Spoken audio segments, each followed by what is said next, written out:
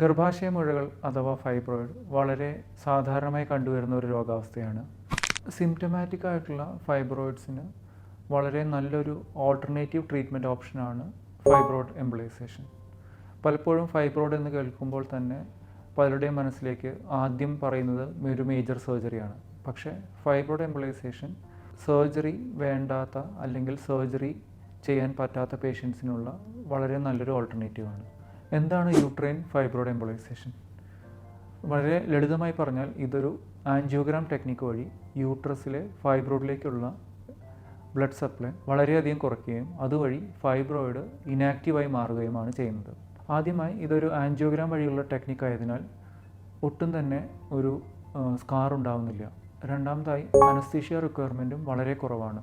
Spinal anaesthesia അതിൻ്റെ ഒന്നും ആവശ്യം വരുന്നില്ല. അതുകൊണ്ട് തന്നെ റിക്കവറിയും വളരെ ഫാസ്റ്റാണ്.